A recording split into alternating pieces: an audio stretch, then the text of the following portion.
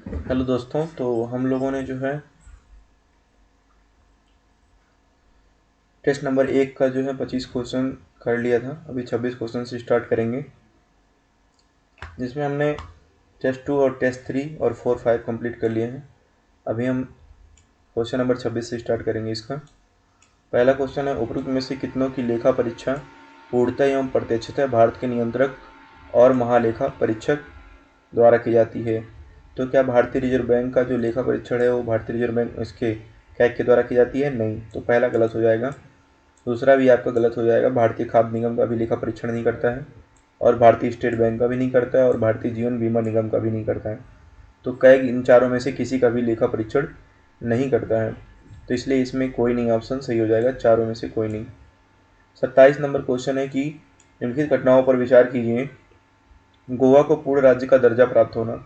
तो गोवा को वैसे राज्य का दर्जा 1961 में प्राप्त हुआ था, लेकिन 1987 में 36वां संविधान संशोधन 1987 हुआ था, जिसमें इसको गोवा को दर्जा प्राप्त हुआ था पूर्ण राज्य का। तो और हरियाणा राज्य का निर्माण 1966 में हुआ था, और सिक्किम राज्य को 36वें संविधान संशोधन के द्वारा भारतीय संघ में जो सम्मिलित किया गया था राज्य के रूप में 1975 में किया गया था, और नागालैंड का गठन 1963 में हुआ था। तो सबसे पहले 4 1963 आएगा नागालैंड का गठन, फिर 2 आएगा हरियाणा का गठन राज्य का निर्माण, फिर 3 आएगा सिक्किम राज्य का, और 1 आएगा गोवा का। तो इसका बी ऑप्शन जो है करेक्ट हो जाएगा। 28 नंबर क्वेश्चन है, स्वतंत्रता के बाद राज्यों के पुनर्गठन के संदर्भ में निम्नलिखित कथनों पर विचार कीजिए। पहला, राज्य पुनर्गठन आयोग ने एक भाषा एक राज्य के सिद्धांत को स्वीकार कर दिया था। तो ये गलत है, क्योंकि राज्य पुनर्गठन आयोग ने स्वीकार नहीं किया था। दूसरा नंबर क्वेश्चन है, राज्य पुनर्गठन समिति की सिफारिशों को स्वीकार करने के बाद आंध्र प्रदेश पहला राज्य था। तो इसमें एस के दर पहले आया था, फिर उसके बाद जीवीपी एस के दर समिति जो है 1900 क्या बोलते हैं उसको 1948 में आई थी जून में, और आपका जो जेवीपी आया था वो दिसंबर के लगभग आया था 1948 में ही। आंध्र प्रदेश गठन 1953 में हुआ था, और राज्य पुनर्गठन अधिनियम 1956 में। इसकी वजह से दूसरा वाला भी गलत और पहला वाला भी गलत हो जाएगा, तो इसका डी ऑप्शन जो है करेक्ट हो जाएगा, क्योंकि 1 और 2 दोनों सही नहीं है। फिर 28 नंबर के बाद 29 नंबर क्वेश्चन। 29 नंबर क्वेश्चन है कि कह रहा है कौन से कार्य भारत की संविधान सभा द्वारा किए गए थे? राष्ट्रमंडल में भारत की सदस्यता की पुष्टि संविधान सभा द्वारा ही की गई थी। भारत में राष्ट्रगान को अपनाना, ये भी भारत के राष्ट्रगान को अपनाया गया था संविधान सभा द्वारा, और सामान्य कानूनों का अधिनियमन भी संविधान सभा द्वारा किया गया था। तो इसके तीनों ऑप्शन करेक्ट हो जाएंगे। बैलाडिला जो कि छत्तीसगढ़ में है, कुंद्रेमुख जो कि कर्नाटक में है, और मयूरभंज जो कि उड़ीसा में है। ये सब लौह अयस्क के भंडार के स्थल हैं। इसका सी ऑप्शन करेक्ट हो जाएगा। कह रहा है कि शोषण के विरुद्ध अधिकार के बारे में पूछ रहा है कि शोषण के विरुद्ध अधिकार कौन कौन से इसमें होंगे। तो गिरफ्तारी और निरोध संरक्षण ये आर्टिकल 20 में है। कारखानों में बच्चों के नियोजन पर प्रतिबंध, यही है शोषण के विरुद्ध अधिकार। और मानव दुर्व्यापार वाला भी बलाश्रम का निषेध भी है शोषण के विरुद्ध 23-24 में। तो दोनों ऑप्शन जो है करेक्ट हो जाएंगे। उसके बाद वाइट गुड्स के बारे में पूछ रहा है 32 नंबर क्वेश्चन। वाइट गुड्स क्या होते हैं? तो वाइट गुड्स ऐसे गुड्स होते हैं जो कि पहले ज़माने में क्या होता था कि मतलब वाइट वाइट जो इस्तेमाल किए, जैसे एसी हो गया, वॉशिंग मशीन हो गया, तो ये वाइट गुड्स के रूप में जाने जाते हैं। बाकी शराब जो वाइट गुड्स के अंतर्गत नहीं आता है, और एयर कंडीशनर भी वाइट गुड्स के अंतर्गत आता है। लग्जरी कार वेवलेंट गुड्स के अंतर्गत आती है, मतलब इसकी जो है प्राइस भी ज़्यादा है और इसमें मांग भी ज़्यादा है, तो ये लग्जरी कार आती है वेवलेंट गुड्स। इसमें आ जाएगा वॉशिंग मशीन और एयर कंडीशनर वाइट गुड्स में। तो वाइट गुड्स हो गया 2 और 1 और 3, तो पहला ऑप्शन करेक्ट हो जाएगा। 33 नंबर क्वेश्चन है,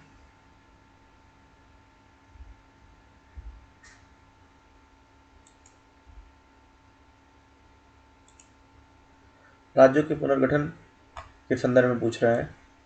पहला, संवैधानिक संशोधन द्वारा किसी भारतीय क्षेत्र को किसी अन्य देश को सौंपा जा सकता है। तो ये सही है, क्योंकि देखो भारत बांग्लादेश का भी हुआ था ना ऐसे बीच में संविधान संशोधन के द्वारा। 99 या 100, ऐसे दोनों में कन्फ्यूजन है थोड़ा, इसी दोनों में से कोई एक था। 99 संविधान संशोधन तो एनजेसी आया था, एनजेसी शायद 100वां ही था।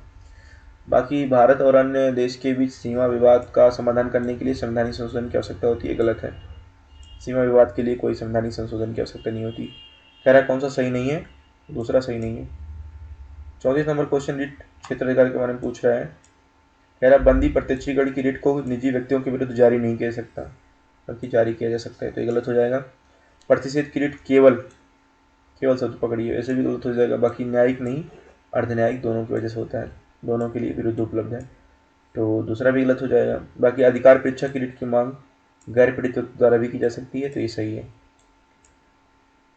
ये ऑप्शन इसका सही हो जाएगा, क्योंकि पहला और दूसरा गलत हो जाएगा।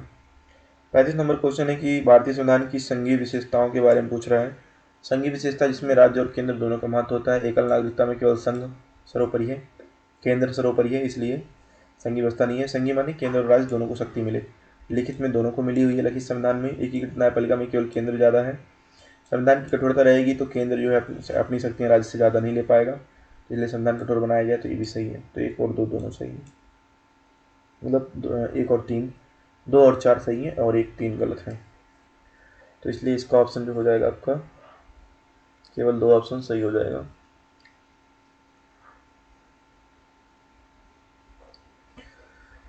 उसके बाद 36 नंबर क्वेश्चन देखते हैं।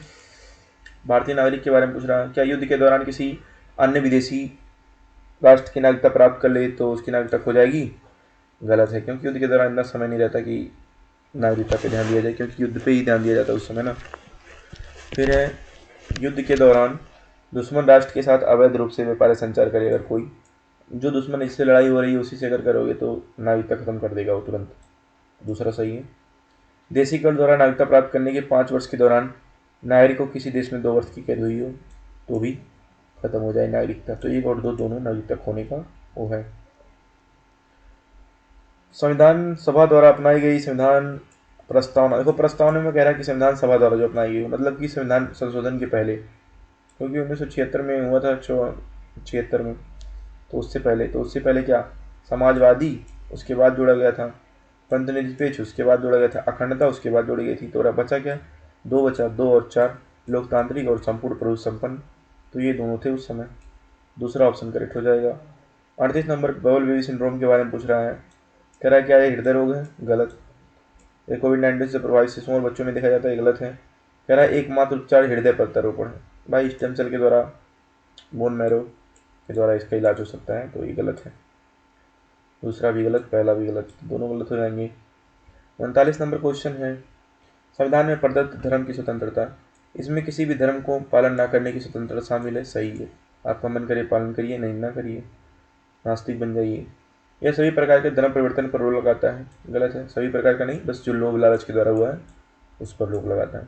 यह भारतीय क्षेत्र में रहने वाले विदेशी नागरिकों पर लागू नहीं होता, गलत है, क्योंकि लागू होता है, क्योंकि खाली 15, 16, 19, 29, 30 जो है आर्टिकल वो केवल लागू नहीं होते, तो पहला ऑप्शन ही सही हो जाएगा। और क्या इसका 39 का पहला करेक्ट हो जाएगा। 40 नंबर क्वेश्चन है।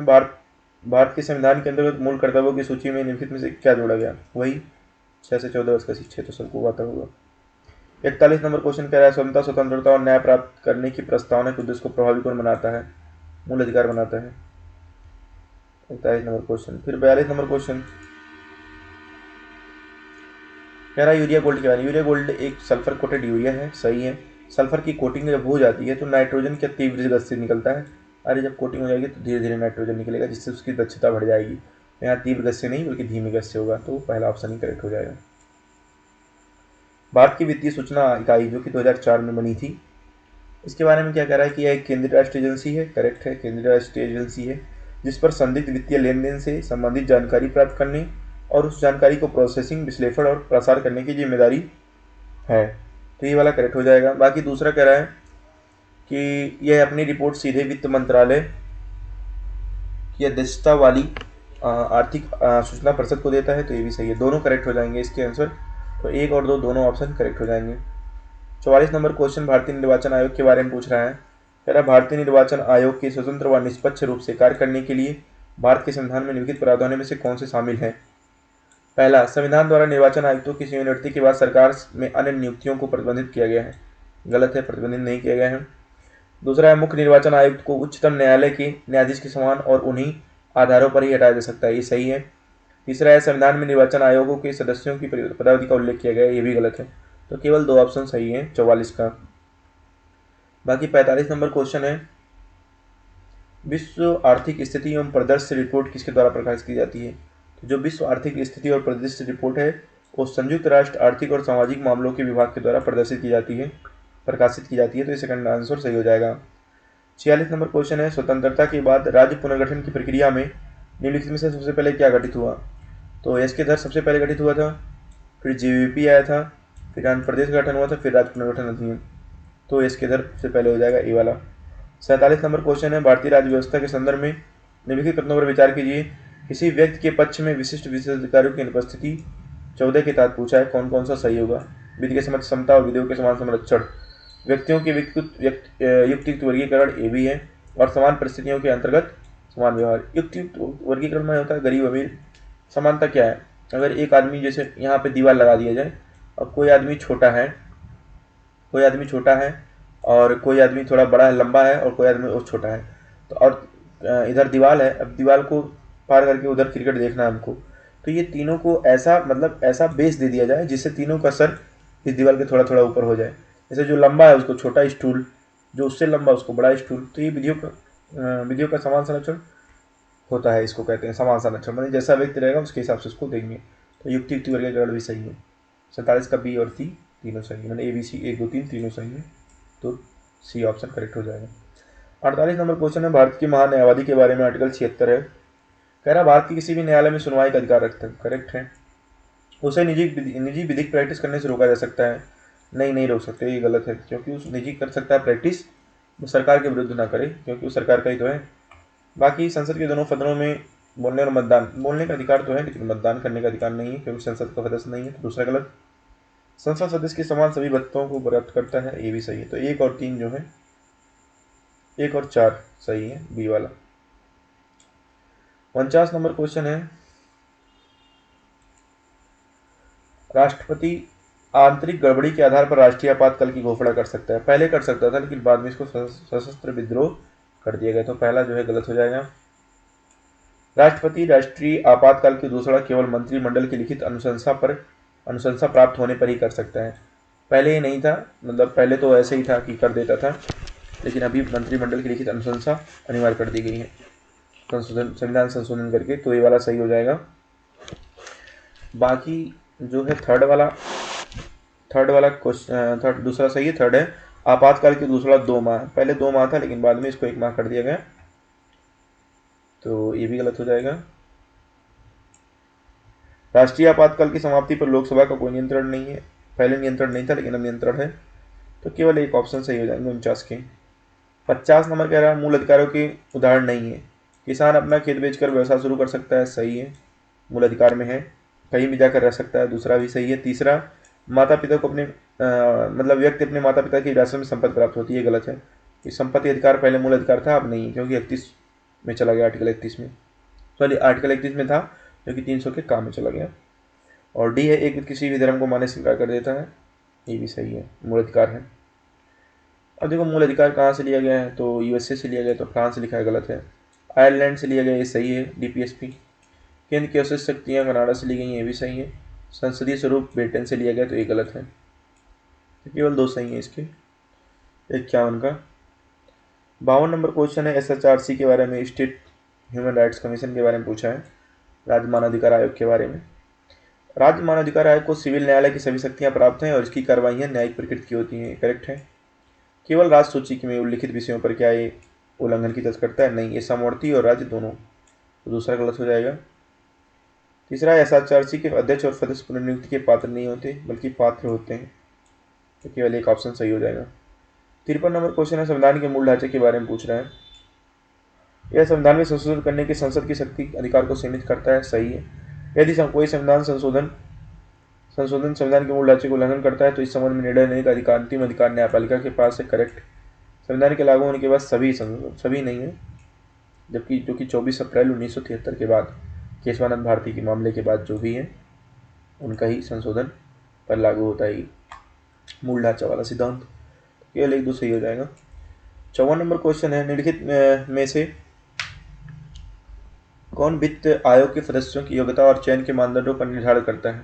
संसद जो है वित्त आयोग के सदस्यों की चयन करता है और उसका निर्धारण करता है मानकों का। 55 नंबर क्वेश्चन है, मूल कर्तव्य किसके द्वारा शामिल हो गए? स्वर्ण सिंह समिति, ये तो आसान है। 56 नंबर संविधान संशोधन विधेयक के बारे में पूछा हुआ है। संविधान की संघीय प्रावधानों में संशोधन करने वाले विधेयक को आधे राज्यों के विधानमंडलों द्वारा साधारण बहुमत से अनुमोदित किया जाना है। सही है। राज्यों में विधान परिषदों का गठन क्या विशेष बहुमत से होता है? नहीं, साधारण बहुमत से हो जाता है। इसमें पहला गलत है, वो मैंने दूसरा गलत है, पहला सही है। 57 नंबर शॉर्ट सेलिंग के बारे में पूछा है कि मतलब जिसके पास शेयर ना हो, उधार शेयर लेकर के, मान उसको पता है कि कल शेयर गिरेगा, आज उधार ले लिया, कल खरीद के सस्ते दाम पे उसको बेच दिया तो उससे फायदा हो गया। कह रहे इसमें ऐसे स्टॉक को बेचना शामिल है जो ट्रेडिंग के समय व्यक्ति के स्वामित्व में नहीं था। सही है, स्वामित्व में नहीं है उसके, फिर भी उधार ले लिया और आज उधार लिया, कल उसको वापस कर दिया। आज उधार लिया है तो कल वापस कर देगा, ऐसे करके। सेबी खुदरा और संस्थागत निवेशकों दोनों के लिए शॉर्ट सेलिंग की अनुमति देता है। ये भी सही है, चाहे संस्था हो चाहे खुदरा, कोई व्यक्तिगत हो, दोनों कर सकते हैं। 57 का और बी दोनों सही है। 58 नंबर क्वेश्चन है भारतीय संविधान के संशोधन की प्रक्रिया के बारे में पूछ रहा है। संविधान में संशोधन करने वाले विधेयक को राज्य विधानमंडल द्वारा शुरू किया जा सकता है। गलत है, क्योंकि संसद के किसी सदन द्वारा शुरू किया जा सकता है, चाहे वो लोकसभा हो राज्यसभा। फिर एक गैर सरकारी सदस्य संविधान संशोधन विधेयक पेश कर सकता है। ये भी सही है, कर सकता है, दूसरा सही है। तीसरा, संसद के प्रत्येक सदन के लिए संविधान संशोधन विधेयक को अलग से पारित करना अनिवार्य है। ये गलत है, अलग से नहीं है, उसी को जो है जाता है वहाँ पे, यानी पहले लोकसभा फिर राज्यसभा में जाता है, अलग अलग से नहीं। एक बार इसका देख लेते हैं। अगर मान लिया, देखो जैसे मैं सोच रहा हूँ अलग से पारित करना अनिवार्य है, मतलब अगर ये पारित कर दिया तो उसको भी पारित कर दिया, ये पारित करके वहाँ भेजा तो उसको भी पारित करना पड़ेगा, अलग अलग दोनों पारित करेंगे। अगर ऐसा कह रहा है अनिवार्य है, लेकिन अगर दोनों अलग अलग, एक बार वो लाए एक बार ये लाए, तो गलत हो सकता है। क्योंकि एक बार 58 वाला चेक कर लेते हैं, इसका मुझे दो मीनिंग समझ में आ रहा है ना।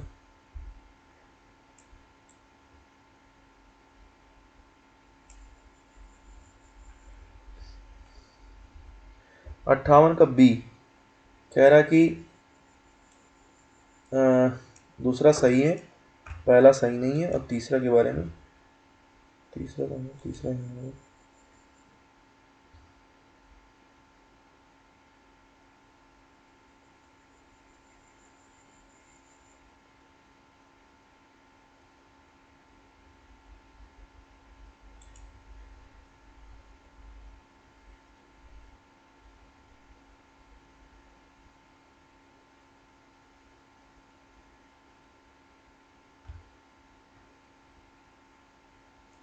प्रत्येक सदन में विधेयक को अलग अलग पारित कराना अनिवार्य है। दोनों सदनों के बीच असहमत होने पर दोनों सदनों संयुक्त बैठक का प्रावधान नहीं है। अलग अलग पारित कराना जो है अनिवार्य है विशेष बहुमत से। तो ये जो है आपका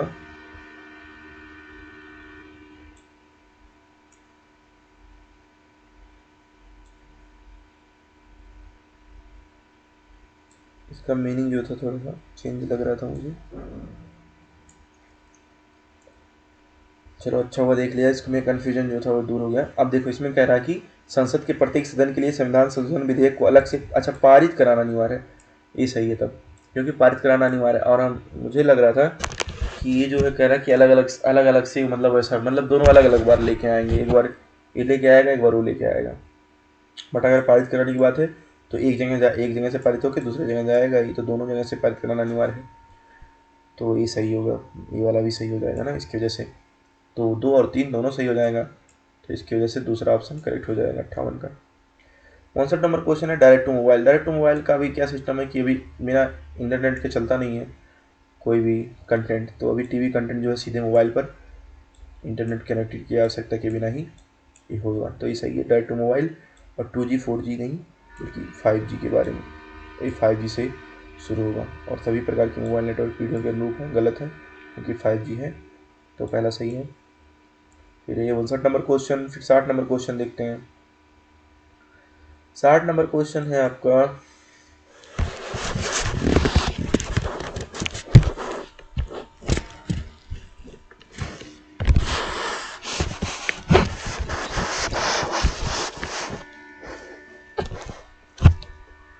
1833 के चार्टर अधिनियम के बारे में पूछ रहे हैं।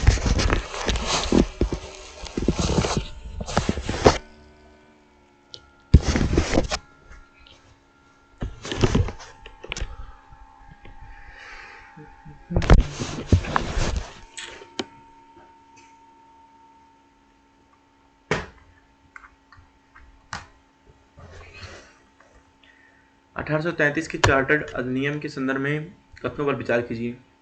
पहला ऑप्शन है कि इसमें बॉम्बे और मद्रास के गवर्नर की विधायी शक्तियों को समाप्त कर दिया। तो ये करेक्ट है, क्योंकि जो है पहले क्या था कि 1833 जो था केंद्रीकरण था उसका सबसे चरम था, तो इसने क्या किया, बॉम्बे और मद्रास की गवर्नर विधायी को शक्तियों को समाप्त कर दिया। पहला सही है। दूसरा है, इसने ईस्ट इंडिया कंपनी की वाणिज्यिक और प्रशासनिक दोनों गतिविधियों को समाप्त कर दिया। वाणिज्य तो कर दिया था लेकिन प्रशासनिक नहीं किया था, तो दूसरा गलत हो जाएगा। इसने पहली बार केंद्रीय विधान परिषद में स्थानीय प्रतिनिधित्व की शुरुआत की, तो ये भी गलत हो जाएगा, क्योंकि 1853 के द्वारा ये हुआ था। तो केवल एक ऑप्शन जो है इसका करेक्ट हो जाएगा। बाकी बचा एक्शन नंबर क्वेश्चन, भारत में नागरिकता प्राप्त करने के संदर्भ में कथनों पर विचार कीजिए। वर्तमान में भारत के बाहर पैदा हुआ व्यक्ति स्वतः भारतीय नागरिक बन जाता है यदि उसके माता पिता में से कोई एक भारतीय नागरिक है। ये गलत है, अभी नहीं है, पहले था ऐसा लेकिन अभी नहीं है। देशी कर द्वारा नागरिकता प्राप्त करने के लिए आवेदन करने वाले के पास भारत में बोले जाने वाली किसी भी भाषा नहीं, 8वीं अनुसूची की भाषा होनी चाहिए। तो 61 का 1 और 2 दोनों गलत हो जाएंगे, तो डी ऑप्शन सही है। कह रहा है कि अगर किसी क्षेत्र को भारत का हिस्सा बना लिया जाए तो क्या वो भारत के नागरिक होंगे? हाँ होंगे, और ऐसा प्रावधान कौन करेगा? केंद्र सरकार करेगा। तो 62 का ए आंसर सही है। 63 का देखिए, 63 का क्वेश्चन है कि 1784 एक्ट के बारे में पूछ रहा है, पिट्स इंडिया एक्ट। कह रहा है ईस्ट इंडिया कंपनी के निदेशक मंडल को राजनीतिक मामलों का प्रबंधन करने की अनुमति दी। जो निदेशक मंडल था वो राजनीतिक मामलों को नहीं बल्कि व्यापारिक मामलों के था, तो ये गलत हो जाएगा पहला। दूसरा है, भारत में कंपनी के क्षेत्रों को पहली बार भारत में ब्रिटिश क्षेत्र कहा गया, दूसरा सही है। 63 का बी आंसर जो है करेक्ट, बी ऑप्शन करेक्ट हो जाएगा। 64 का कह रहा है कि भारतीय संविधान के अनुसार निम्नलिखित में से किस श्रेणी का व्यक्ति 26 जनवरी 1950 को भारत का नागरिक बनने का पात्र होगा? तो एक व्यक्ति जो 1 मार्च 1945 के बाद भारत से पाकिस्तान प्रवास कर गया था लेकिन बाद में पुनर्वास के लिए भारत लौट आया है, तो यही पात्र होगा। सेकंड नंबर इसका 64 का बी ऑप्शन सही होगा। फिर है 65 नंबर क्वेश्चन। 65 नंबर क्वेश्चन कह रहा है कि निम्नलिखित कथनों पर विचार कीजिए। पहला कथन है, क्वेश्चन 30 मीटर टेलीस्कोप के बारे में, 30 मीटर टेलीस्कोप परियोजना एक आई है, उसके बारे में पूछ रहा है कि क्या यह भारत, कनाडा, चीन, जापान और संयुक्त राज्य अमेरिका की एक संयुक्त परियोजना है? तो ये करेक्ट है। दूसरा, यह हबल स्पेस टेलीस्कोप की तुलना में 12 गुना अधिक रिजोल्यूशन वाली बेहतर छवियां प्रदान करेगा, तो ये भी करेक्ट है। बाकी इसका निर्माण आर्कटिक क्षेत्र में के स्वालबार्ड में नहीं बल्कि हवाई जो हवाईयन द्वीप उधर है ना, हवाई क्षेत्र उधर वाले में हुआ था, 1-2 अमेरिका के साइड में, उधर हवाई द्वीप है उस साइड में हुआ है, बाकी आर्कटिक क्षेत्र में नहीं हुआ। तो 1-2 इसका ऑप्शन जो है करेक्ट हो जाएगा, केवल 2। 64 नंबर क्वेश्चन है कि संसदीय प्रणाली विधायिका और कार्यपालिका बीच शक्तियों के पृथक्करण सिद्धांत पर आधारित है, ये गलत है। दूसरा है, ब्रिटिश संसद के विपरीत भारतीय संसद एक संप्रभु निकाय नहीं है, तो ये सही है, संप्रभु निकाय नहीं है क्योंकि ब्रिटिश संसद तो कुछ भी कर सकती है भाई, तो दूसरा सही है और पहला जो है गलत है। 67 नंबर क्वेश्चन है, 67 क्वेश्चन, नीति निषेध सिद्धांत के गांधीवादी विचारधारा। गांधीवादी वही है, पंचायत, ग्राम पंचायतों का गठन और कुटीर उद्योगों को बढ़ावा देना। 68, बहरीन, ईरान, कुवैत, सऊदी अरब सारे जो है फारसी खाड़ी से लगे हुए हैं, एक बार आप मैप देख लीजिएगा तो और अच्छे से पसंद समझ में आएगा। अभी मैं इसके जब लास्ट में चलेंगे तो इसको दिखा भी दूंगा। 68 नंबर का, राष्ट्रीय मानवाधिकार आयोग में कौन कौन से मतलब मिलकर चयन करते हैं? तो सभापति तो नहीं रहता राज्यसभा का, बाकी विपक्ष के नेता रहते हैं, केंद्रीय गृह मंत्री और प्रधानमंत्री, ये तीनों रहते हैं, तो 2, 3, 4। और इसकी सिफारिश किसके द्वारा? राष्ट्रपति के द्वारा की जाती है।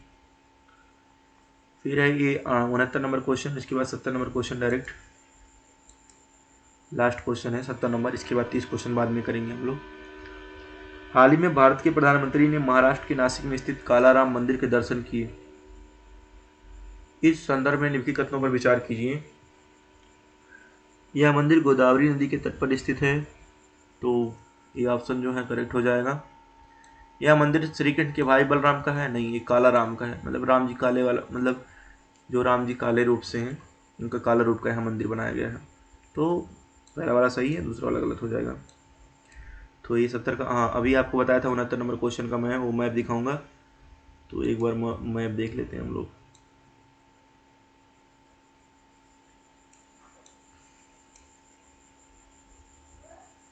उनहत्तर नंबर का मैप देखते हैं इसका, 69 नंबर का 68, ए 69 का बी में मैप है, 69 का नहीं, भारत सऊदी अरब के बारे में दिया 68, 67 मैप वाला कहाँ था जी?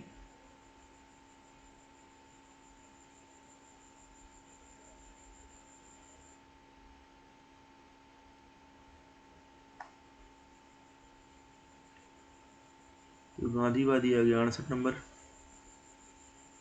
मैप तो दिया यहाँ भी नहीं है। भारत सऊदी अरब खाली नाम दे दिया है कि भारत की खाड़ी से जो लगते हैं देश Bahrain, Iran, Iraq, Kuwait, Qatar, Saudi Arab, ये सब लगते हैं। मैप इसमें नहीं दिया है। अगर मैप, चलो इसमें आप लोग खुद ही देख लीजिएगा मैप को। धन्यवाद। आज 40 क्वेश्चन हो गया, मतलब 25 हुआ था, 45 क्वेश्चन हुआ। 25 45 70 होता है ना, 45 क्वेश्चन तब भी हो गया। धन्यवाद।